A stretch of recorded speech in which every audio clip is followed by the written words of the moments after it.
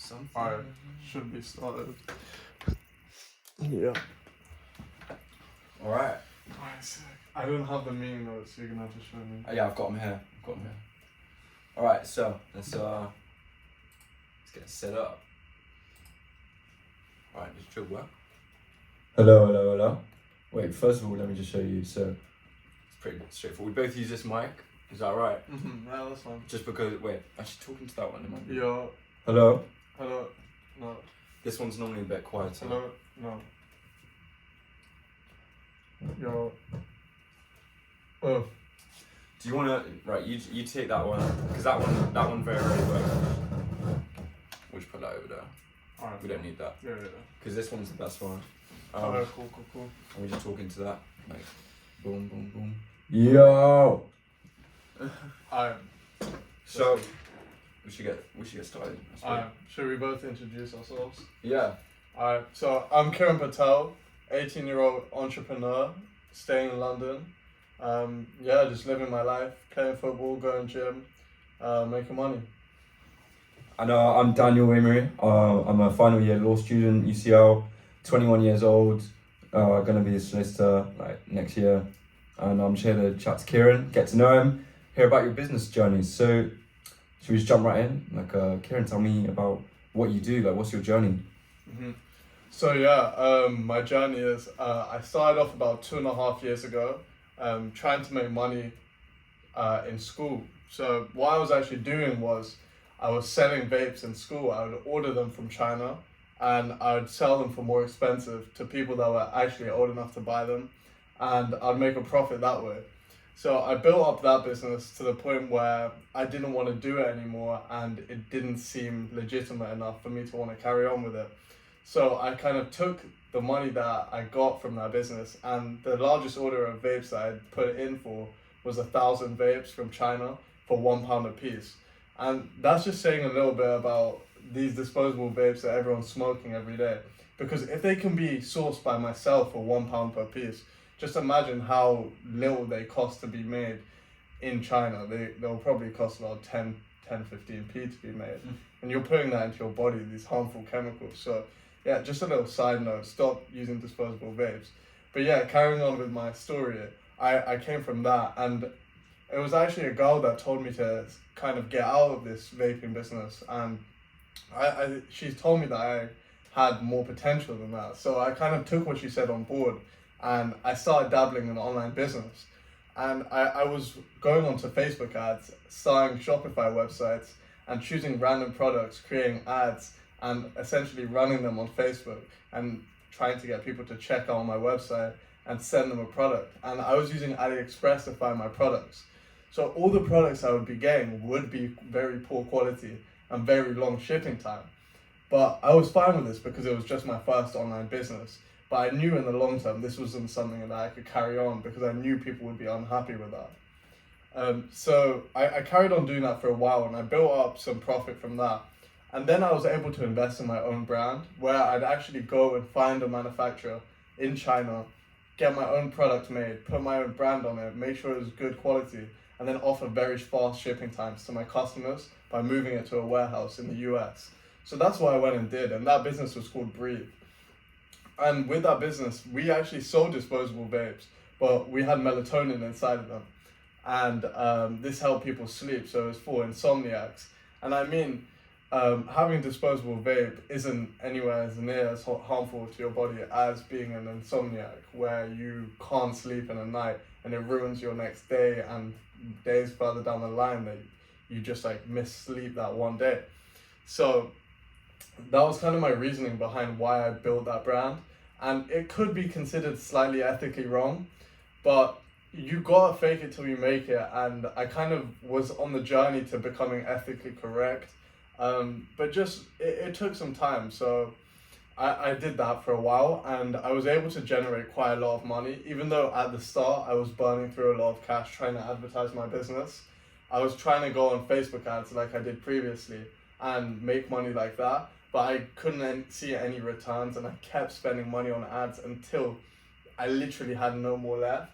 And what I did was I literally had like £100, £100 in my bank account, right? And I reached out to an influencer in New Jersey. His name was Casual Music. He had like 1.6 million TikTok followers at the time. And I said to him, like, can you do a collaboration? What are your rates? And he said $500. And I bear in mind I only had £100 in my bank account, right? And I was like, look, I need to make some money here, otherwise, like, stuff's gonna go downhill. So I said to this guy, look, the highest I can do is $100. And he's like, look, I don't know if I can do this. And I explained to him, look, we're gonna have a long-term partnership. We're gonna be able to work together in the future. And I'll actually script the video for you so you don't have to do any work at all except record it. And he was like, you know what, let's do it. And that was the start of something special. That was when someone else having hope in the idea that I was giving them actually allowed me to go further in my own journey. And that was quite a big mindset shift for me, because that wasn't just other people agreeing to give me money. This was other people actually agreeing to help me on my own journey. So that was quite an amazing point. And after that video went on to generate $2,000 in purchases on my website within 48 hours, and I only paid $100 for it. So that kind of made my business take off to a different level. And after that, I worked with 25 plus other influencers, including some of Caswell's Music's friends. And I was able to scale the business to making multiple 5 figures per month for numerous months. And I'm still running that business to this day. I've just automated it. So, and that's Breathe Sleep on Instagram. So go check that out. Yeah, just a shameless plug there. But yeah, so I kind of was doing influencer marketing for a while. And what I wanted to do was I wanted to help other brands work with influencers too, because I saw the success that I was getting through that.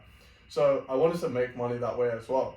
So what I would do is I'd start outreaching to brands via Instagram, via email, and actually just hitting them up and being like, look, do you want me to help you get some influencers that could work with you to increase your revenue?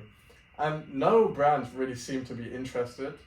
So I worked with 1 or 2 brands, and they were like half interested the whole time, so they weren't actually paying full attention to what I was telling them. And I was working with influencers, and I was able to generate them quite a lot of revenue, the brands, right? But the influencers were being ridiculously undercharged. I would ask them for like a video or 2 videos for only $50 or $100 or pounds. And that is not what influencers are worth. If they're getting 100,000 views on their video and you're paying them $100, something is not right. Because when you go on an ad platform like Facebook and you're paying like $20 to show your ad to 1,000 people, and $20 for 1,000 people, that means for 100,000 people, that's 20 times 100, right? That's $2,000. And suddenly you're paying $100 for 100,000 people to watch your ad, right? Something's seriously wrong, right? So what I actually did was I figured out that influencers were getting ridiculously underpaid because they didn't know how to utilize their own platform to actually monetize it. And that's where I had another mindset shift. And I went from helping brands work with influencers to actually helping influencers create their own brands so they could own the platform they were actually creating content with every single day, and actually like get what they're worth. And this would fuel their passion more and allow them to create for their audience on a day-to-day basis and actually help their audience get even more value. So I've set out on a conquest now to help as many influencers as possible create their own brands and help them make 5 to 25K per month just selling their own products, not selling other brands' products. And this has allowed many influencers to actually just quit their full-time jobs and get what they deserve, essentially. So that's what I'm doing now. Shout out Aura Agency. We help influencers. We make it unreasonable for influencers to reach $5,000 per month within just 4 weeks. Yeah, find us on Instagram at Aura Influencers. And yeah, so I've been doing that. And what I was doing at the start was I was doing one-to-one consulting. So I was getting on calls with influencers and essentially building their brand for them, step by step, holding their hand the whole way. And I found that to be too hands-on.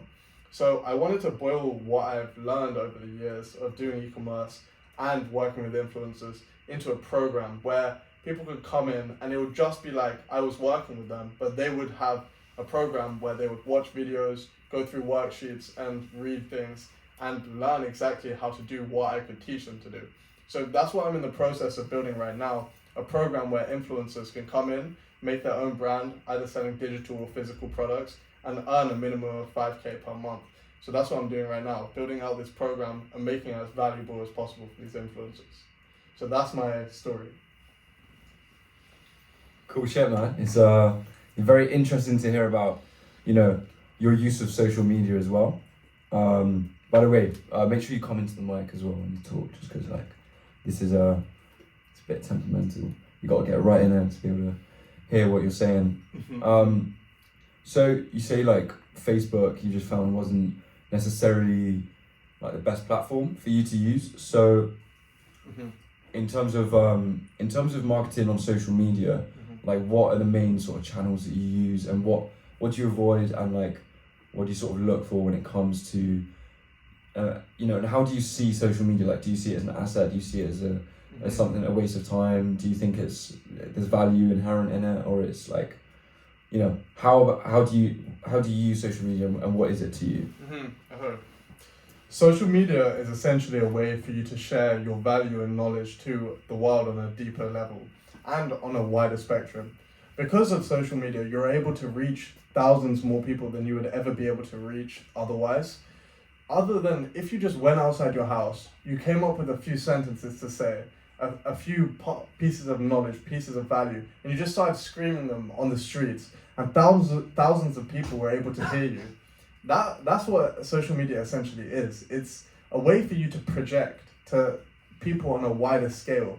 So you come up with your own knowledge, with your own ideas, with your own value, and you get on social media and you tell people this value. And when they hear it, they actually learn something. And that's where the real truth in social media is.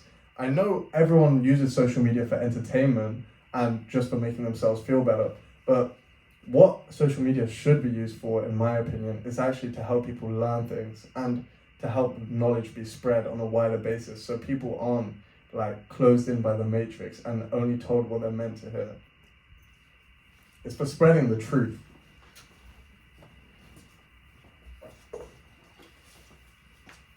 Right, yeah. Well, this is yet another thing. We're in the studio. This is a mode of social media. I suppose we have a website, Rare FM, and like this is where we and we're currently streaming actually on Rare FM.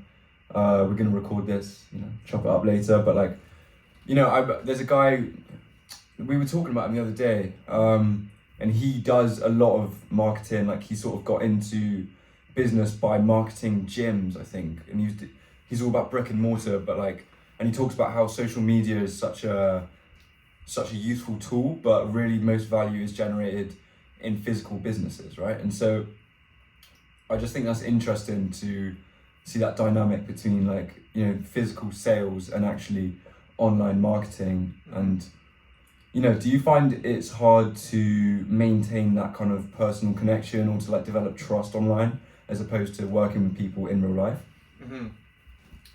So when it comes to selling online, developing trust is a huge thing, because as these people go onto your site, they didn't know you before, right? So a few minutes ago, they didn't even know you, and now you want them to make a purchase with you. Seems a bit off, right? So you have to focus on building that trust and that credibility, that authority with your audience.